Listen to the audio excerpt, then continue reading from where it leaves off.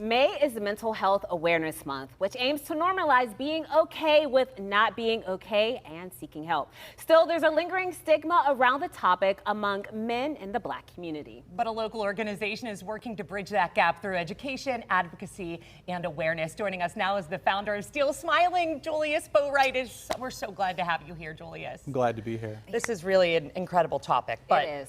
Why do you, I really just want to start outright. Why do you believe that Black men especially have such a hard time discussing mental health? I can't believe we're still here. Truly. Yeah. Really. Yeah, I think it's this stigma, right? It's like if you show any sign of weakness as a Black man, then society's going to look at you and say that you're weak. And being vulnerable is not something that strong people do. I actually think that narrative is false. I think that when Black men have conversations about their mental health, that's when some of the most transformative things happen in our communities. Right. Yeah, where does that thought process come from? Again, I think it's society, right? I think it's this narrative that says if you are vulnerable, if you are open, if you do show up as your most true, authentic self, then you're weak. And we internalize that. That's something that shows up inside of our bodies and it lives in us. Yeah, absolutely. And I know with your organization, Still Smiling, of which I love, you're doing a lot to help address this problem. Absolutely, yeah. We have a men's group at the Kingsley Association in Larimer, and these men show up a couple times a month and they provide peer support for each other. They lean on each other and they provide collective care.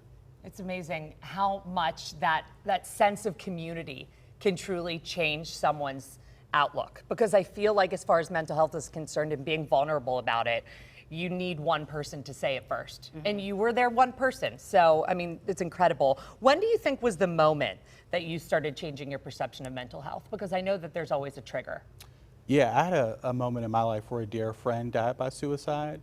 And it was a moment where I didn't know how to make sense of it at the time. But then over the years, I said, Julius, this is inspiration for you. This is something that you need to channel. And from that point on, I dedicated my life to supporting mental health. Yeah, and when that happened to you, did you just internalize it? Did you just keep it to yourself? How did you deal with it?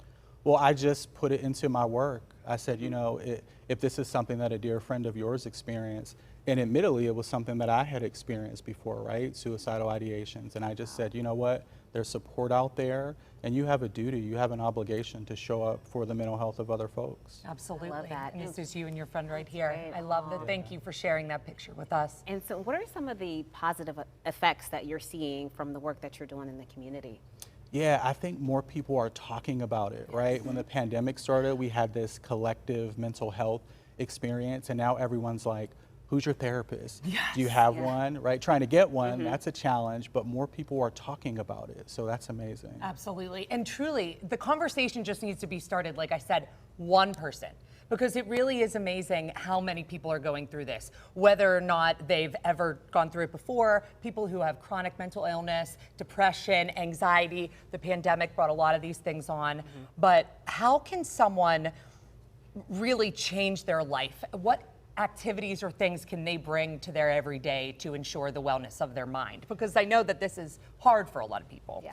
Yeah, I would say a gratitude practice is something that's simple that everyone can do. You can write in a journal, you can say your things out loud. And for me, it just helps me put things in a perspective when I say, hey, I'm reflecting on what I have to be grateful for. Yeah, I love that.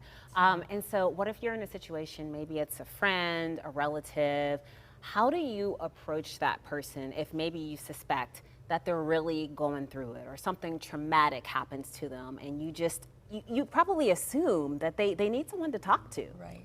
Yeah, I would say the first thing to do would be to ground yourself. Oftentimes we try to throw ourselves in these situations and we're not grounded ourselves.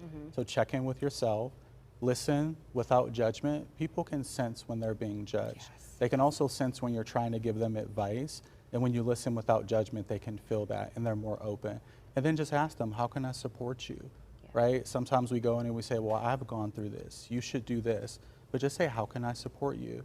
And people know how they need to be supported. I'm so glad you said that because I think that's like a quick go-to to bring up what you went through. And you're just trying to relate to that person, but you're saying that that's not even necessary. Not at all. They want to be heard. Yeah. This isn't about you. Yeah. And I know, and I hate to say it, I mean, that's a crass way maybe to put it, but I just think that sometimes opening the doors and letting them walk in Yes. fully. Yes. If they say, I feel weird, this feels so foreign to me, you can, I feel like them be like, I've been there. We'll get through this.